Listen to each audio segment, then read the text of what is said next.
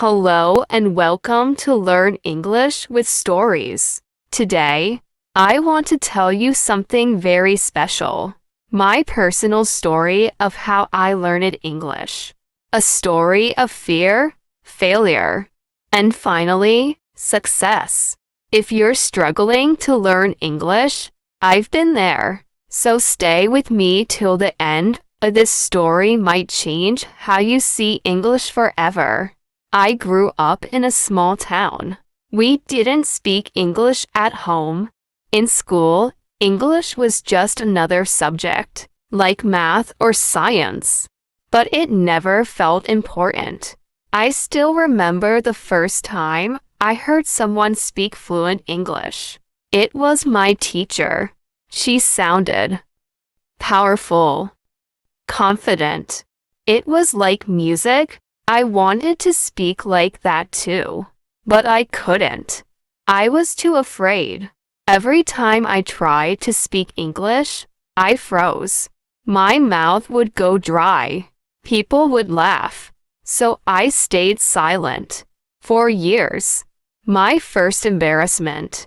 One day in class, the teacher asked me, "Can you introduce yourself in English?" My heart pounded. Everyone looked at me. I stood up. I opened my mouth, but nothing came out. The class laughed, and I sat down, broken. That day, I decided, maybe English is not for people like me. A small spark. But one evening, everything changed. I saw a man on YouTube speaking in English. He wasn't from America. He wasn't rich. He was like me, but he spoke so fluently, with confidence. He said, "You don't need to be perfect to speak English. You just need to start." That hit me. That night, I made a promise to myself. I will learn English. Not tomorrow. Not next year. Today. The hard beginning. I started small. I read one English sentence every day. I listened to English podcasts. I watched English movies with subtitles. And I kept a diary where I wrote one paragraph in English every night. It wasn't easy. I made mistakes. A lot of them. Sometimes I felt like giving up. But every time I wanted to quit, I remembered that moment in class. And I told myself, I'm not that silent child anymore. The breakthrough. After 6 months, something incredible happened. One day, a tourist came to my town. People gathered, curious but silent. I stepped forward and said, "Hello. Do you need help?"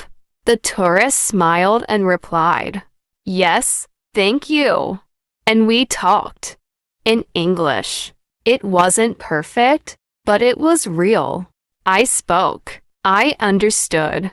And for the first time in my life, I felt free. Where I am now. Today, I still make mistakes. But I speak English every day. I read books. I teach others.